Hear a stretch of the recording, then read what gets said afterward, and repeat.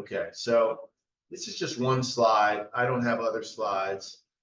And again, I'm just going to throw out a few things. You know, the topic of this was life after prostate cancer. So I just very quickly thought of, a few things that people ask me about.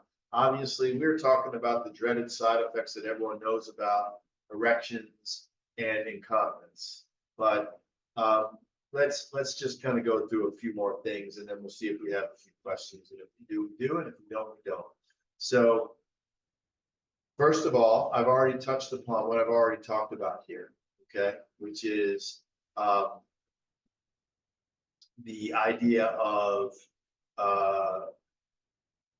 there's different patterns. So we're talking about life after prostate cancer. Again, what does that mean? Like, well, it might mean I didn't even treat you, so the life doesn't change. And then eventually you realize there's nothing to worry about. But the main disparity I wanted to talk about is between surgery and radiation. So there's a big difference. These are very different ways to solve a problem. Surgery, it's easy for me to talk about, and those are the two things that there is to talk about. There are the things we've talked about, which is you're going to leak for a period of time, and you're going to have problems with your erections. And we've just kind of gone through there in a cursory way. What do I have to help you, etc. But just to, we can talk about things like with radiation. There's cyberknife radiation. What's that? That's fewer treatments, much more focused, and that still has side effects. So people will do that because of the perception of no side effects, but it does have fewer side effects than standard radiation. Patients will say, why wouldn't I get that? Why would anyone choose the standard when they could choose the cyberknife? The problem with the cyberknife is if it's too focused, then it won't really overlap the edges of the prostate. And then therefore we expect lower cure rates. The predecessor to cyberknife was called seed implantation, brachytherapy, seeds. That was the first attempt at getting away from surgery. That actually has more side effects than surgery, and probably worse performance in the erection department and other departments. So we don't do that anymore. So just know that there's different patterns of these problems with the different treatments. And then there's treatments like freezing your prostate. That tends to also have a period of incontinence potentially. A period, but it's going to be more akin to the radiation, where most people don't have incontinence, but there's a certain percentage, 4 or 5%, that will and needs to be fixed, and so on and so forth. So that was just something I wanted to touch on. Sexual experience after prostate cancer treatment.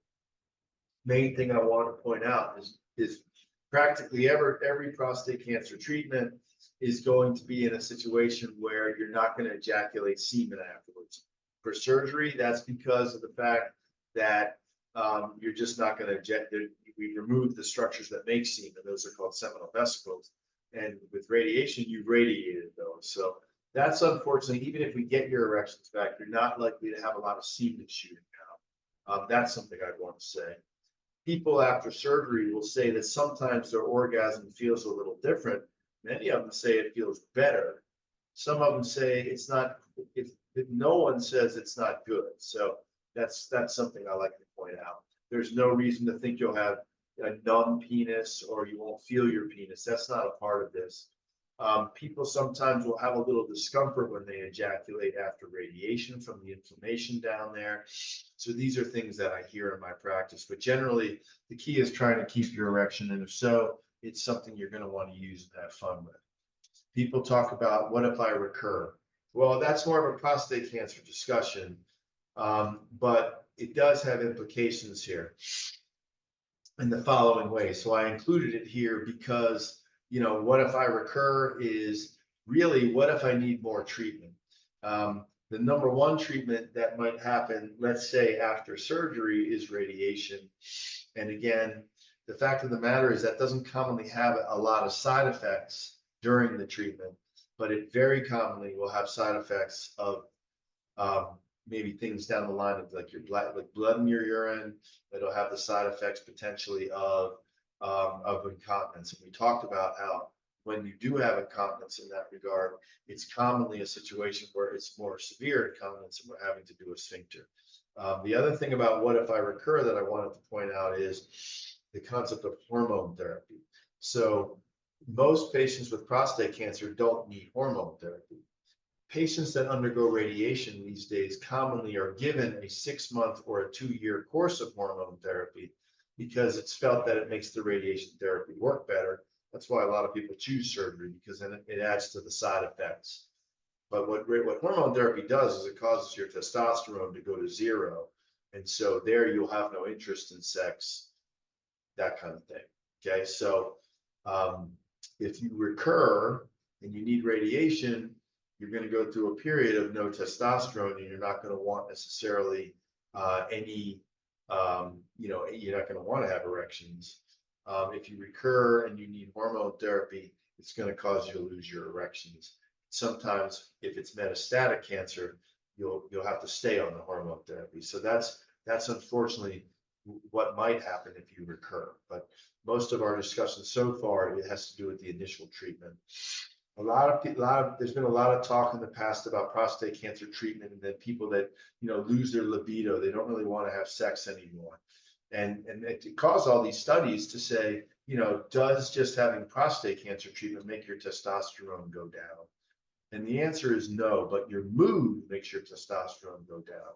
So if someone has prostate cancer treatment, they're struggling with some of these other things, your mood can be low, you can have depression, etc. So it's more of a mental state that might cause low libido, more so than an actual physiologic function of the prostate. So in my practice, I really try to tell people what to expect, and I try to tell them, use injections right away. You're going to lose your erections. We hope they come back later. Use injections, mostly because that's going to keep you in the psychological game. So it doesn't lower your testosterone primarily, but having a low mood and depression causes you to have a low normal testosterone. So I'll get that question a lot. But the main thing I like to tell people when I'm talking to them about their prostate cancer and the fact that we may need to treat them is that typically the average person, yes, they may have less semen, and yes, you may go through this toil, but that really most patients, at least most of my patients down the line, will, if they have the right attitude, one way or the other, they're going to have a sexual life. And with me, one way or the other, they're going to be dry, usually on their own or fixed. But so therefore, the average man down the line is the same man he was before, maybe less, a lot of semen. Okay, so if that's the price you have to pay to get out of this jam and be cured of prostate cancer, hopefully that's the only price that's paid. But that's the typical. Okay, and so it's really something to say, look, this is something you're going to have to go through. I spend a lot of time with my patients, really making sure we're comfortable that you need to be treated. Okay, that you need to be treated.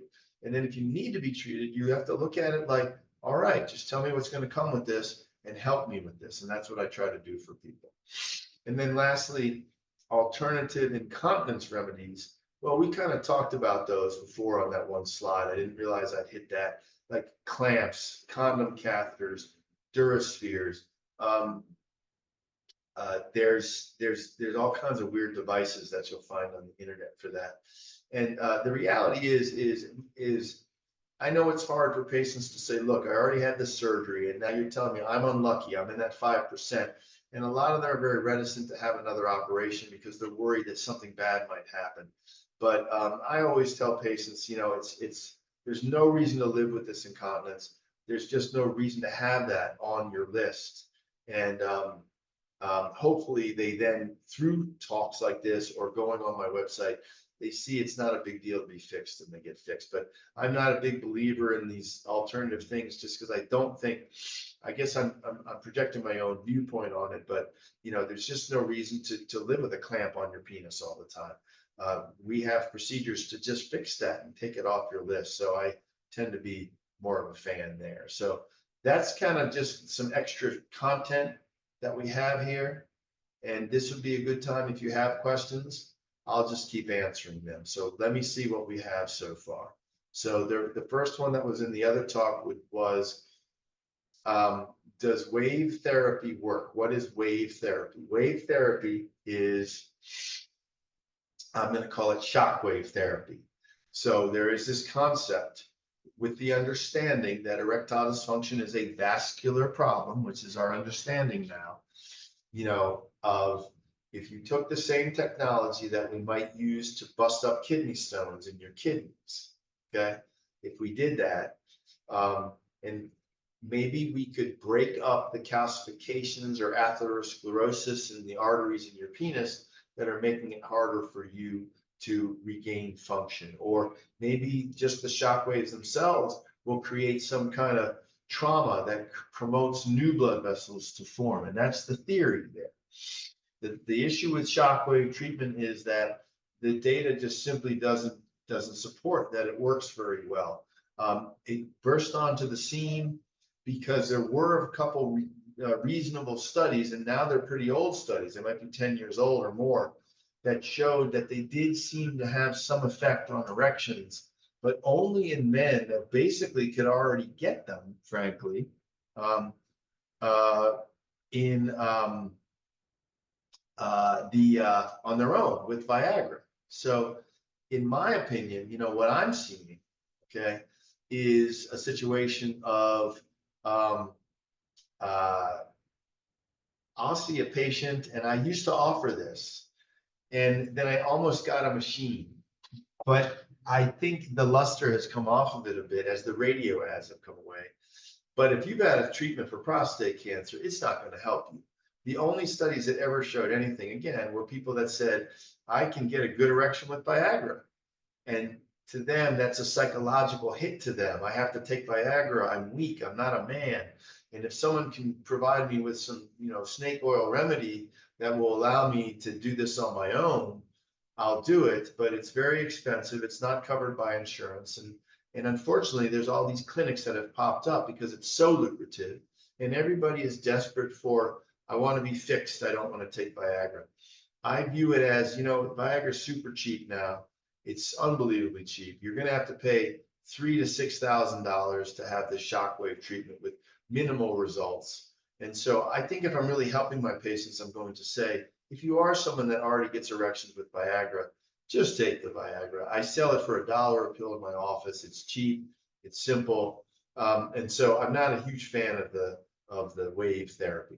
And by the way, I'm told now that although I keep telling you to give your questions in the chat section, apparently it's not working. So click on the Q&A section, please, please, please. And then my assistant is going to shift those over into the chat box. So I'm looking at a chat box, but I'm being told you got to use the Q&A box, and I'll see it there.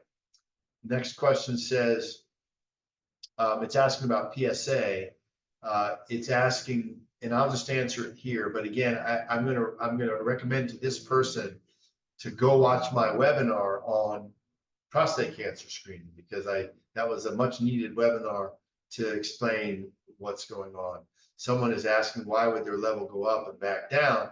Does that mean it's an inconsistent or bad test? And the answer is no. We use PSA now as a trend test. And what you're telling me is just that you have a trend that's simply most consistent with aging or having an enlarged prostate. So that does not at all mean that that's a bad test. It means the trend is telling us that you're not suspicious.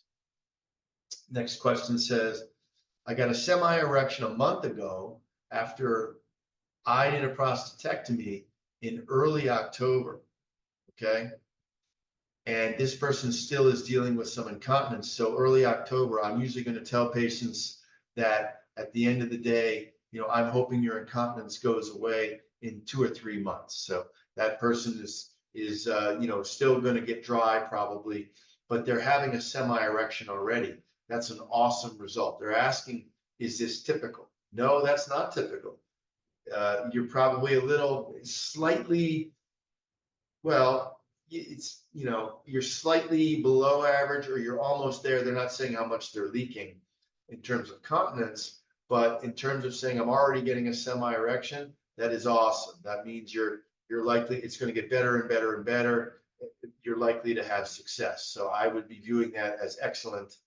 And we'll see how much you're leaking when you see me for your 3.5 month visit. But that's a great sign. That person had surgery. The next question says, does any fluid whatsoever come out when receiving oral sex from your partner? And I don't know, I think that maybe that's referring to someone who's had a prostatectomy, maybe.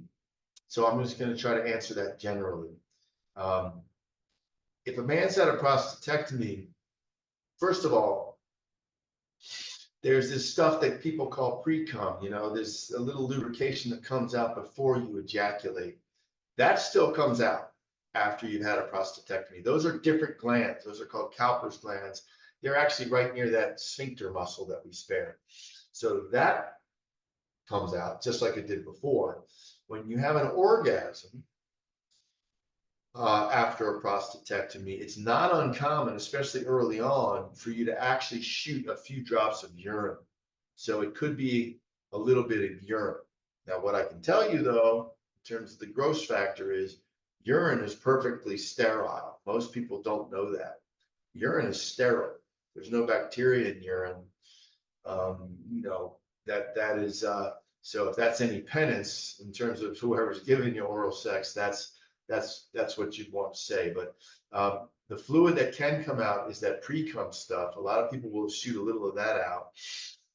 And then it is possible that a few drops of urine come out after prostatectomy, at least in that circumstance.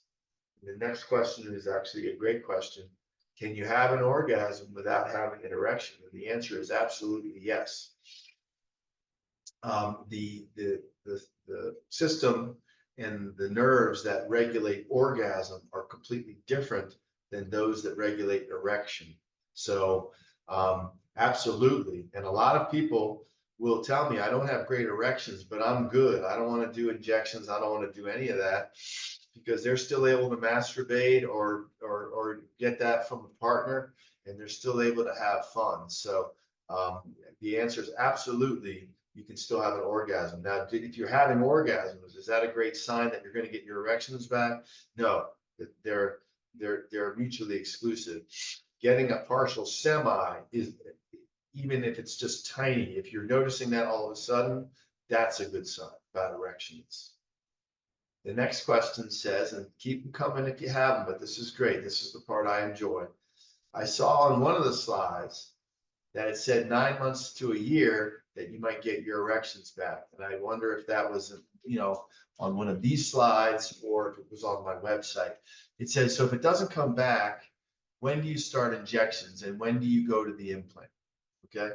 So again, I'm assuming that's a patient who's had a prostatectomy. Remember, if you've had radiation, you're good, and then you start going downhill at 9 months. So I'm going to answer this as if you've had a prostatectomy. The answer is really, in my opinion, now a lot of patients will say, I'm not going to do injections. I'm going to see if they come back on their own. And then when they don't, after a year, when there's nothing totally magical about a year, it keeps getting better for 3 years. Maybe in their mind, psychologically, they're ready or they're willing at that point to do injections. I would have preferred that person do injections immediately. So it's time to do injections. The bottom line is, if you want to have intercourse, and no matter, it doesn't have to be a year and it doesn't have to be 9 months. To me, the healthiest thing, in my opinion, psychologically, is to do injections as soon as you can. And then it takes all the pressure off. If you're happy with the injections, you're not going to ask me for an implant.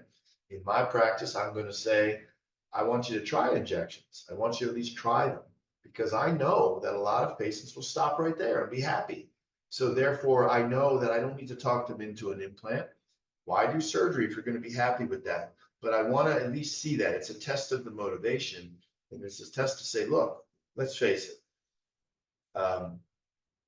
without embarrassing anybody, I've been married a long time, and, I'm the first to lament the fact that, I don't have as much interest in having sex with me as happened in the past. So I know that there's, every now and then when that's going to happen, the injection is going to work. And if that works for you, it's great. I won't go to the implant until after a year. That's for sure. because I'm not going to put an implant in anybody that may have gotten it back on their own. But on my website, there's a curve, and I have that curve, and I'm going to be working with my web person to make sure these things are more prominent when I rewrite the prostate cancer section. But that's a curve that's very honest and is not something that most people show, but it shows my first something like 500 patients. And it's telling my patients, it's going to get bad. You're going to lose your erections after surgery. And we hope they start getting better. Now, my curve ends at 12 months, but it keeps getting better through 36 months. If someone has absolutely nothing going on, and they had trouble before the surgery, I might offer the implant if they're not liking injections at a year. But I'm normally going to go through a progression, etc. So the key is just to, make the decision. Is it important to you? And then do something about it. Then we'll get started. Someone's asking me a question about, are we going to talk about, what happens if you recur?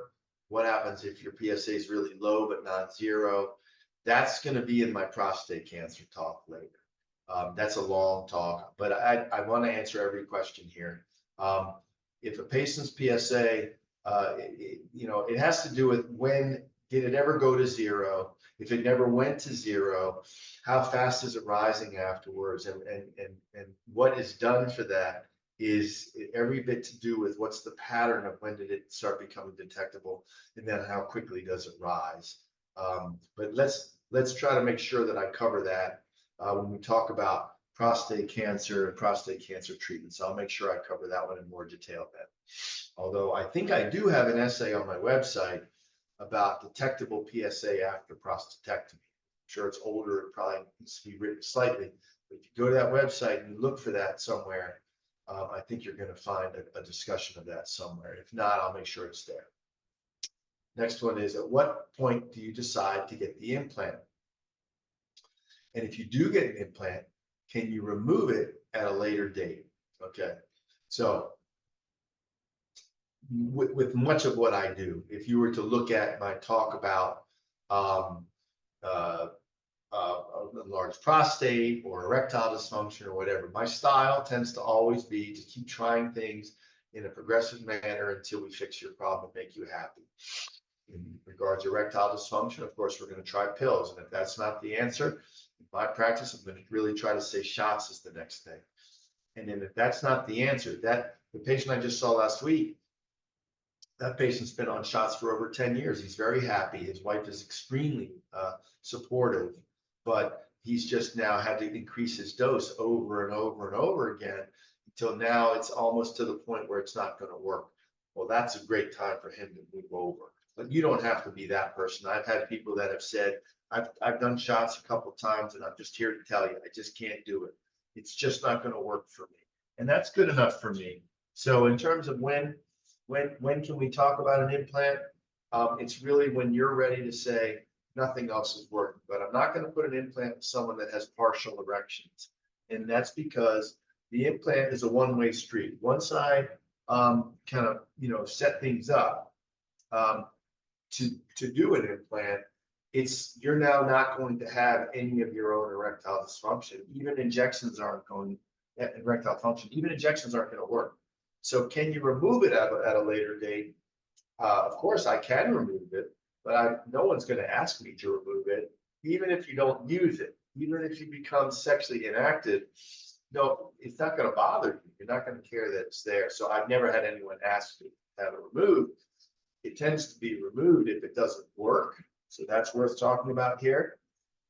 Generally, there's the company quotes about a 7 or 8 year lifespan. I just had a patient where he'd had it for a long time and suddenly it sprung a leak.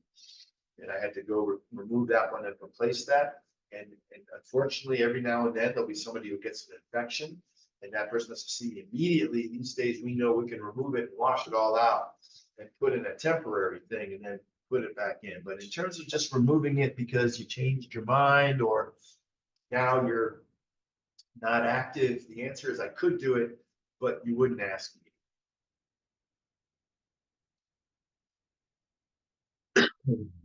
Let's see.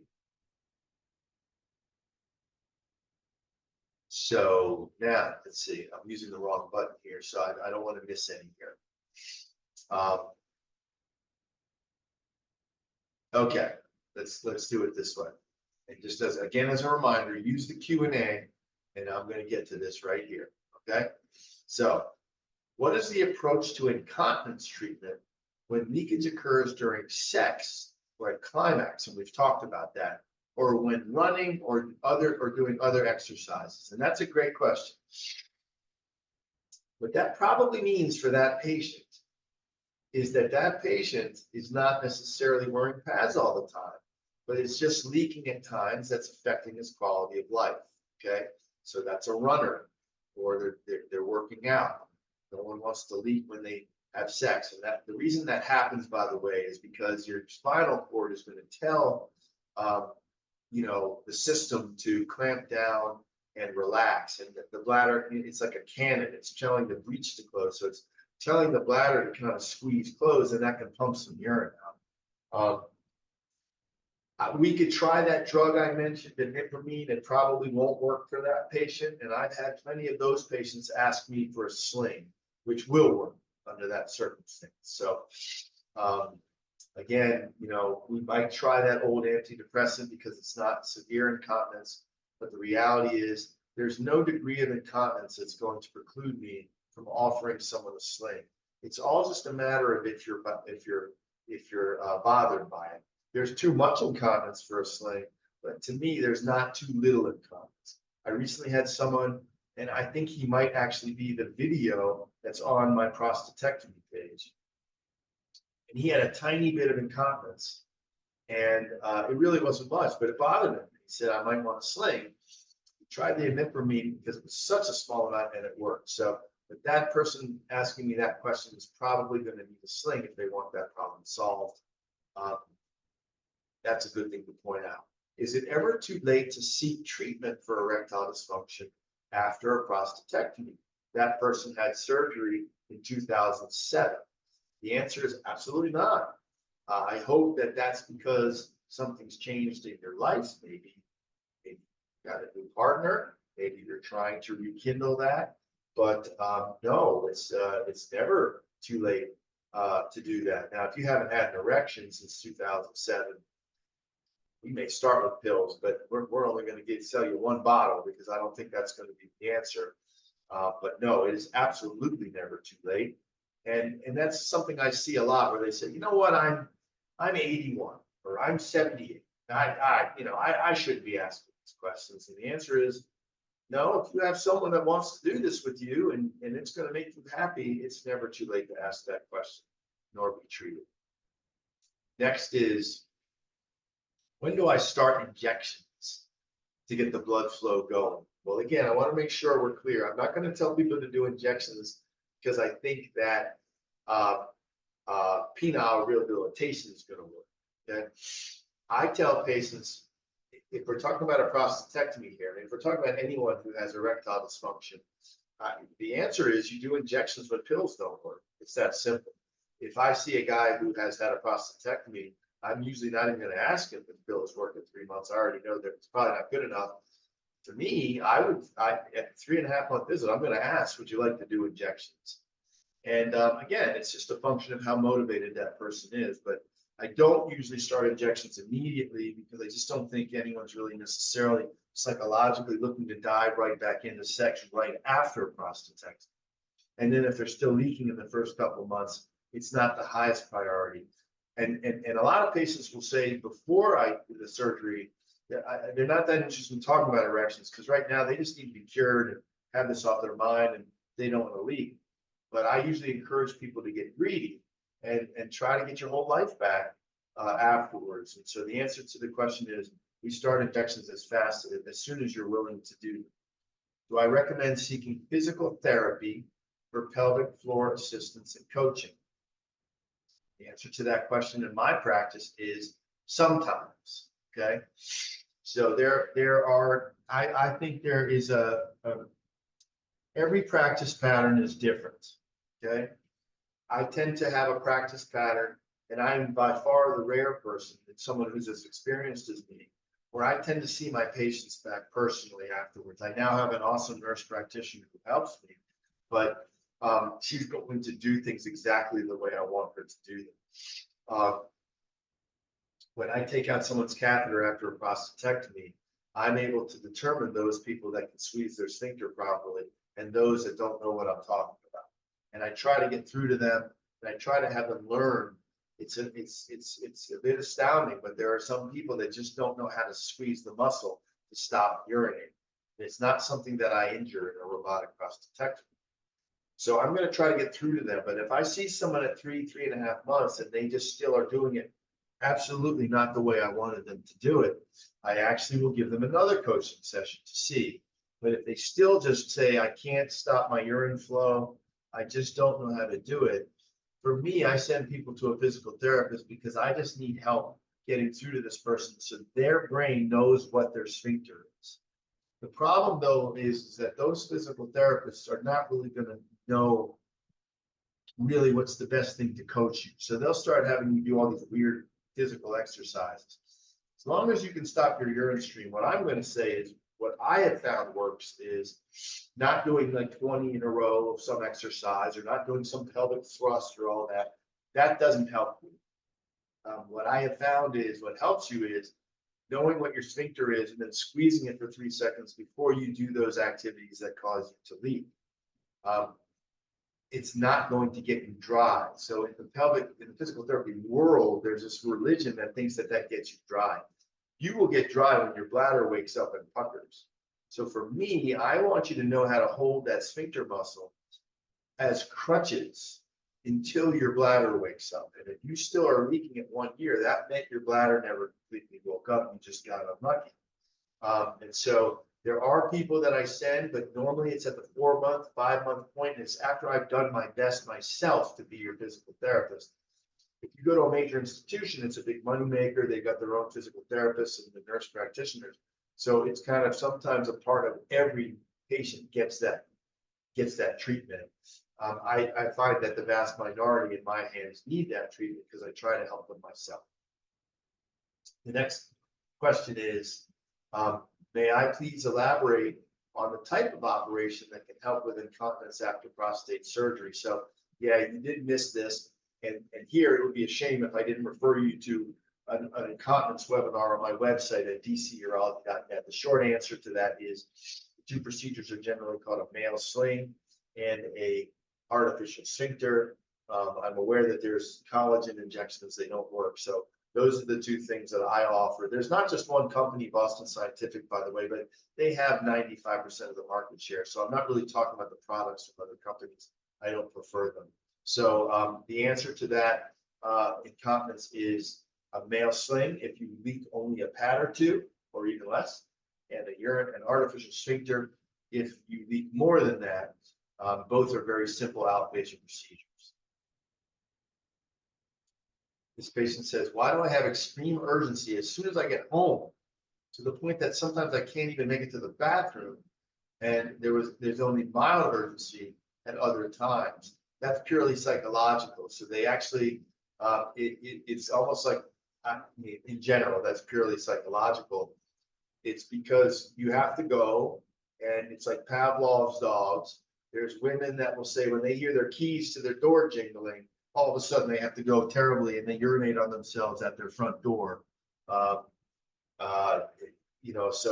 If you don't have urgency at other times, but it's just like right when you get home, it's purely like your bladder knows, your spinal cord knows, I'm home, man. It's time. I have access to a bathroom. So it's time. My brain is subconsciously saying, I'm going to give permission to go. So that's what it is. So that can be helped if you took chronic medications, but otherwise, just make sure you can get into the house quickly. But that tends to be a psychological thing, and it's a well-known phenomenon. What about medicines like Myrbetriq or Vesicare? These are called anticholinergics for urge incontinence.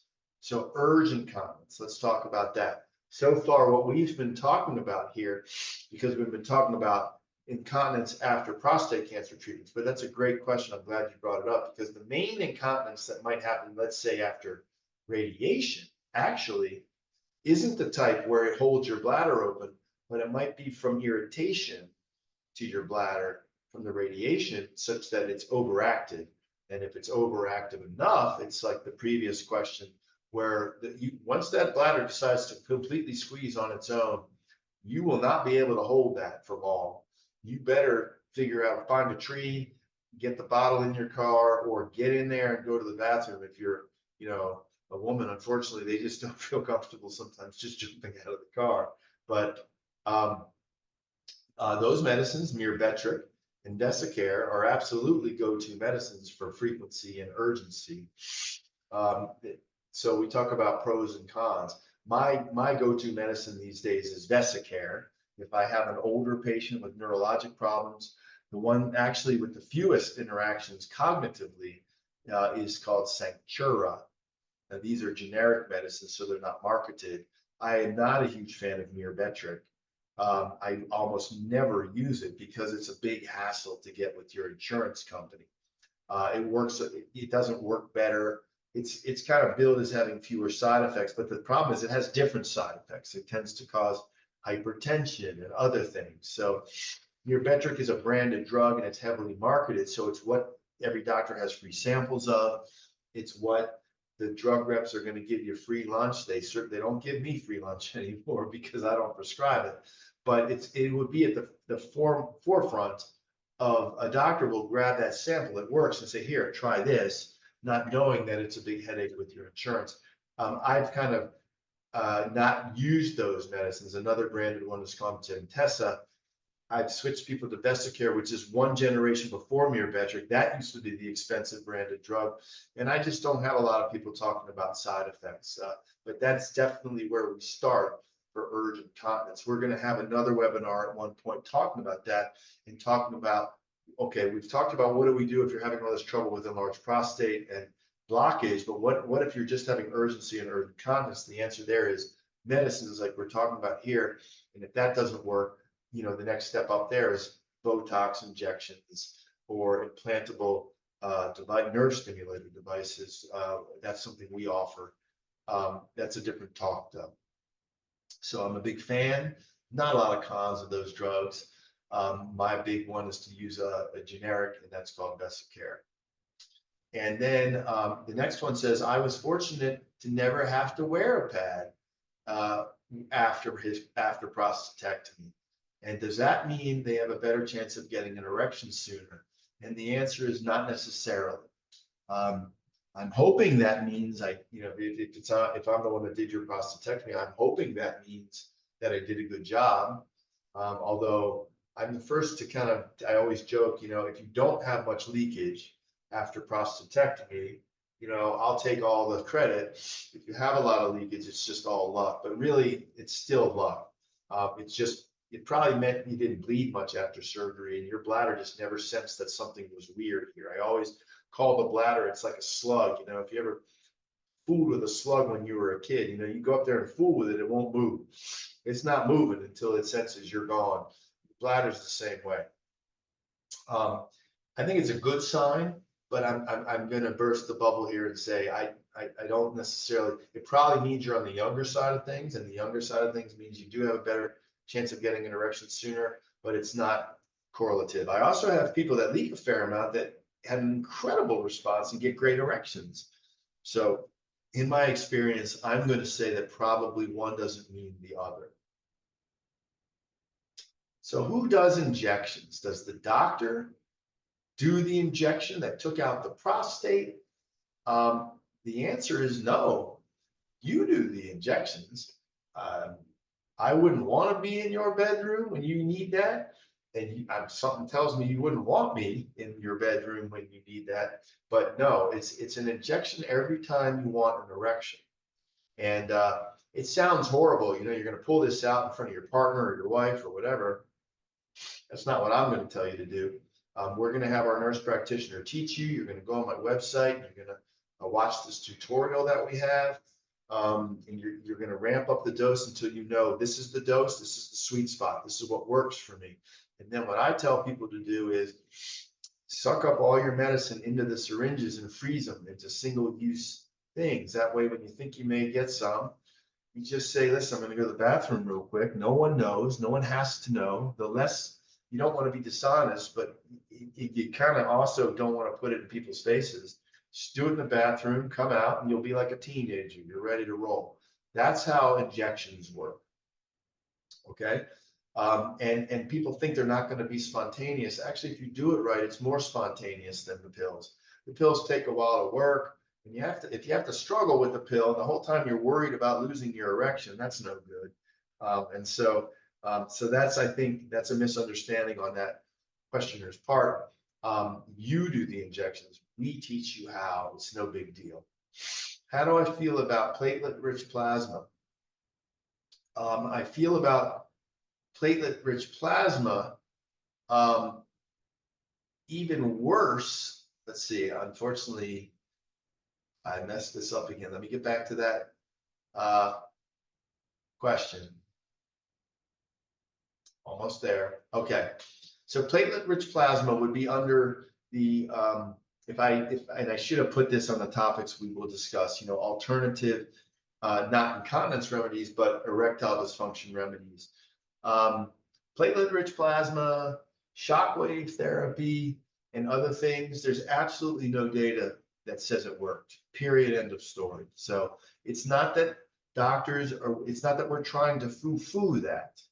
And there's such a placebo effect when it comes to sex that if someone says, but I had this platelet-rich plasma and I paid thousands of dollars and it worked, it means you have a true believer there. And so, you know, the question is, are there any randomized controlled studies that show that it really does anything for you? And the answer is no. The answer is no. And it's not just platelet-rich plasma that people inject. So, you know, it's deemed entirely experimental. It's very expensive. And so I tend to really try to take patients and say, look, if you're willing to go to that kind of lengths and go to a clinic with some doctor that's, you know, it's a clinic like that, and you're going to spend thousands of dollars, how about I just show you how easy these things that actually work are? That's been my approach. And so I've kind of resisted offering those things because it's just a money grab, to be honest with you. And I feel the same way about the shockwave therapy. So they'll always say there's a little data, but there's absolutely, I just actually reviewed this, and there's just really no data about that. So it's purely an experimental thing. So it doesn't seem to make sense to spend thousands on it. How effective is specialized physical therapy in addressing incontinence? Well, we've talked about that. If we're talking about incontinence after surgery, after a prostatectomy, again, let's say you're at a place, I think Georgetown, for instance, does this, but maybe they don't. But you know, generally people with big institutions are going to have sort of a nurse that runs a physical therapy unit or physical therapist, and they're going to refer all their patients in that direction. Remember, this goes away on its own, right? So even if you never can figure out how to do a Kegel exercise, even if you just can't figure it out, those guys still dry up. It may take them longer. And so it's, you know, when they say, look, I went to a physical therapist and I got dry, did you get dry because of that or not? So again, I personally think the best approach is for the urologist that did it to you to help you, to try to teach you, and to use the physical therapist only when we can't get through to you. And the physical therapist will get through to you. But I don't really agree with them. They're giving you all these exercises to do. Again, women can be helped with those exercises because they leak for very, very, very, very, very different reasons. They're going to leak because their vagina isn't as supported as it used to be. And that means the bladder is not supported because it sits on it and it kind of sags down, and that screws up the whole continence mechanism. So they're encouraged to do these kind of exercises down there to beef up their pelvic floor to provide support. As we've talked about, that is not at all why a man leaks. A man leaks because his bladder neck isn't working the same, and it's not going to go away until that works. And that has nothing to do with a voluntary contraction. And that lends itself to the next question. How often do I recommend doing sphincter crunches? I used to call those turtles. And again, you can call those Kegels. It's the idea you're going to squeeze. Now, again, that refers to the notion that I'm going to tell someone to do exercises, and I don't. It's not a set of 20. I always say, you can do that if you want to, but what you really want to do is determine those things that make you leak. That's usually certain activities. Just don't let your self leak during that. Squeeze and hold for the 3 to 5 seconds it takes to stand up or sit down or do those things. That's what you need to do. And you won't leak during it. You might leak the minute you let go, but the total amount of leakage is going to go way down. So if somebody just doesn't have that concept, they may be wearing 7 pads. The minute they understand that concept, they'll go down to 2 or 3, and then it gets better. So I very much want people to do that crunch or turtle. I call it turtle, by the way, because if you squeeze your sphincter correctly, you'll see your penis kind of pull into yourself like a turtle, or a Kegel. But I don't recommend rhythmic doing it, because that's going to be what women do. I always say, do what I'm telling you to do. And if you feel that you still need to do a set of 20 at every stoplight, the 20 at a stoplight or whatever, that's going to be like extra credit on a test. But I always ask, what grade do you get if you leave the test blank, but you do all the extra credit? And the answer, of course, is F. So anyway, that's kind of the world according to me. But again, that's according to someone who's done nearly 3,000 prostatectomies and seen almost all of them back. So I have a pretty strong opinion on this. The average person wouldn't see their patient back. If you go to a big academic center, you will not be seeing that doctor and talking about your incontinence per se. So I do tend to have very strong opinions in these regards, and much of my research push and knowledge has to do more with the outcomes than the surgery itself. So that's what I recommend. How difficult is it to get an appointment with me? This person had their prostatectomy done in May of 2023. They want to start the injections. They're already getting kind of a semi, and that's all good. The answer is it's pretty easy to get an appointment with me. It's a longer wait to see me, but you're never going to, I'm in private practice, so you're never going to see a 3-month wait. And sometimes if someone wants to just get in right away, my mechanism is to use my awesome nurse practitioner, get the process started, pull me in as needed. But that's a person that looks like they're going to have success eventually. And it sounds like I could help you a lot there. And sounds like you should start the injections right now. You're doing great. And then the next one, considering the mental and emotional trauma of prostate cancer diagnosis and treatment, it is considerable. Is therapy recommended to address issues that are not strictly physical, but lead to ED and low libido? Absolutely. So that's one of the major problems we talked about. Does this actually affect your testosterone? And that's where the focus of research on this was. Well, what I'm going to try to tell my patients, and that's why I wanted to put this on, typical life down the road. Your life's not going to end. You're going to be perfectly fine. You have a bump in the road, and you're going to have to deal with it. But you know what? In my life, I don't really see anyone that gets through life without bumps in the road, unless you're lucky enough just to drop dead at an early age, if you call that lucky. So this is not the biggest bump in the road, not even close. There's so many medical things that are so much worse than being told you have prostate cancer. So for me, I think, I'm going to try to be that person's therapist in the beginning to say, look, it's just you have this problem. You're going to need help with some of the problems afterwards. You don't just kind of get your ACL repaired or your hip done and just go right back to, skiing a mogul run. You're going to have to put some work. People seem to understand that in those worlds, but in this world, they don't. So, but if someone's saying, I'm just really struggling, yeah, absolutely. Because that struggle is going to keep you from wanting to be in the game sexually. And that's the key, is to stay in the game and to stay in it up here. So whether that means an antidepressant or a therapist, that's absolutely normal to ask that question, and it's absolutely normal to seek that help. And the key is just not to go into a woe is me mentality, because you don't need to be that person. As you just saw here, you never have to be leaking forever. I'm always going to find a way for you to have an erection. You're going to be able to be happy. That's the fact. And if even with me being that, cheerleader, if that's not happening, then yeah, you don't just want to live with that, you seek help. How do we obtain this recorded discussion? Well, these discussions and other discussions are all going to be posted, and I'm told it's easy to find now. I'm trying to make it really easy on my website, dcurology.net. It's even on the main page. We're going to try to list all the webinars that I have, and I'm going to start doing all my talks in this format because, as maybe you all could see, and we don't, I've had really big audiences. This has been a more intimate group, but these are the best discussions, and it's people are missing out by not seeing them.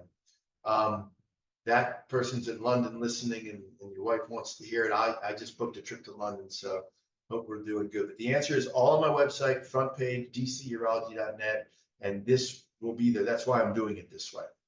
What unique sexual concerns have I observed with patients in same-sex relationships, and what do you recommend to address them? And it's funny. I think one of the big concerns, when people are having like receptive anal sex, is they're worried they're going to mess up their surgery or something like that. Maybe they don't even have a good erection, but that's not their role in the whole situation. And the answer to that is you're not going to mess up your surgery. People will have those types of questions. And the answer is usually, you can, and once you feel perfectly fine, maybe in a month, there's no problem with that. I can find sometimes, I think in the gay community, I think having an erection is way more important. I find that actually my gay patients, I think, do better. They tend to have more of a I want to do this attitude. I have less trouble. We talked about that previously, with trying to keep them in the game. They sometimes in gay patients, they're a little more bummed that they don't have a lot of semen. I think in straight relationships, that's less of an issue. I don't think the wife really wants any of that anyway. So I do find that can be an issue. I've had patients that, there can be, I had a patient who had, a gay patient who had a really long penis, and he got his erections back. And it was amazing because he had to have a lot of blood flow for that. And in his particular circumstance, he was really upset because it didn't quite have the girth it had before. And that was his big point of pride, on Grindr, et cetera. So I'm very aware of different concerns, et cetera, but they're all just, things that we just have to get around. I don't know that there's a lot more uniqueness other than the things I've brought up here in people that have, same-sex relationships. I think it's the same thing. I think it's keep your head in the game. I think it's just move on and be cured. I actually, to be honest with you, don't find it to be very different. The only difference is a lot of times in same-sex relationships, I find that there is still mutual interest in intercourse, where that's a big challenge for me sometimes in people that have been married in straight relationships for a very long time. So I actually find it easier to treat same-sex relationship patients. I think the key is certainly for the same-sex couple to not feel uncomfortable in any way, shape, or form talking to the person that's going to do their prostatectomy. And I hope I'm pretty sure I transmit that feeling. It's just my patients tend to, I think, be very open and honest with me. And I could care less. I just want you to do well. And that's the bottom line. I had a prostatectomy almost 18 months ago, and I've been able to get a partial erection using Viagra, and recently started using the injections a month ago, and is in that ramp up phase where you start real slow and then you go along there. Are there any long-term issues with injections? This person, in the second part, after doing the injections for some time, is there a chance that the erections will return naturally? What are the long-term problems with injections? Well, the only short-term problem with injections is that you get that erection that lasts 4 hours that everyone jokes about. That's not funny. Everyone's heard that from Cialis commercials. It's extremely rare in my practice because we teach you, we're not just going to let you do it on your own. We're going to hold your hand. We're going to make you start really slow and move up. So short term, you can get that 4 hour erection that you have to go to the ER. But if you're responsible, that's not a problem so much. Long term, there's really no issues at all. They talk about scarring. I've seen it. It's very, very rare. Sometimes it's confused with the condition that happens with a little more commonality after prostatectomy called Peyronie's disease. And so if someone starts to have some scarring from just the chemical itself, that can be a hassle. But fortunately, all the things we've talked about are rare. There's no downside. And no, if the erections keep getting better. And so if you can actually then start having success and start having your own confidence because you're doing injections, that's only a good thing. The more blood flow, the more success it's only a good thing. So yes, there is still a chance that erections will return naturally. But the key, even in people that haven't had prostate cancer treatment, in my opinion, the key is to succeed, and the key is to be confident and have your mojo, so that that's not a part of not fulfilling yourself fully. So that's good, and that's good that you're doing those injections.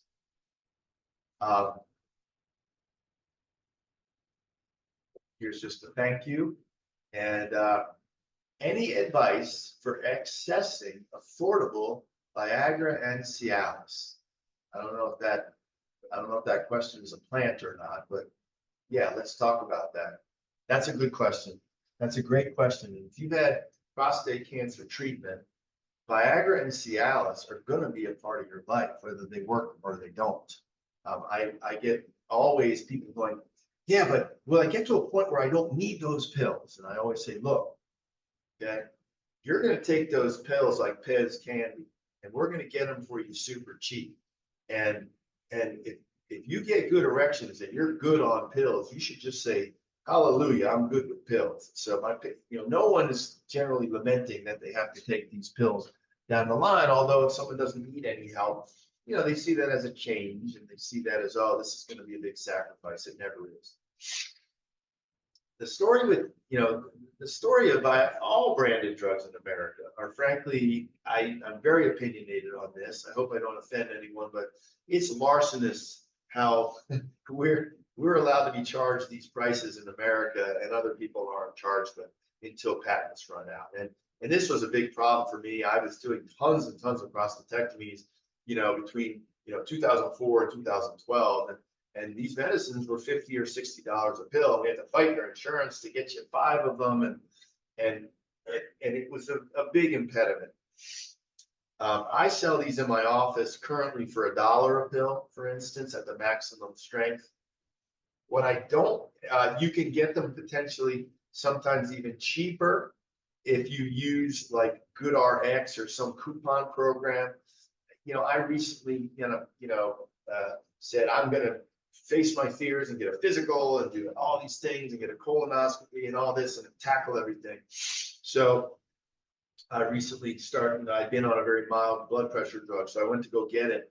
And I said, I'm going to use GoodRx. I'm going to try that because GoodRx is this website coupon program thing where the drugs are going to be super cheap. They don't use your insurance. So Viagra and Cialis is something that you should almost never use your insurance, because the insurance is still going to limit you with these gains, and they're hoping you're somebody that still remembers when it was $60. So now that they're charging you $10 and they're giving you $6, you're thinking, oh, isn't this fantastic? Whereas it's really just lying to you. GoodRx is a way to get drugs super cheap that are generic because they're super cheap. But I stood in line at that Safeway pharmacy. You have to go to a grocery store pharmacy to get the good deals. And I remember having to ask him, well, what if I get it this way? What if I use GoodRx and all? And I just thought, would I want to be having that conversation if I was talking about Viagra right now with this lady standing behind me here? And so I know that there's a premium on not having to deal with that. And that's one of the reasons I've continued to sell it so cheaply in my office for my patients. And I don't see anyone almost no one doesn't just get it from my office, even though they might get it slightly cheaper elsewhere. I used to use mail order pharmacies. I used to use Canadian pharmacies. None of that's necessary anymore. I'm about to go back to it. I have to work out some legalities on this, but one note about online purchases of Viagra and Cialis. What I really would never want my patients to do is get ripped off by one of those sites that everyone's heard of, like Roman or Hims, or there's some other one called Lemonade or Lemon or something like that. They serve their purpose. Those are for men that are embarrassed and they don't see a doctor. So they just want to get it, and they don't want to have to admit to somebody, and they're willing to kind of say, I'll pay what you're charging me for those.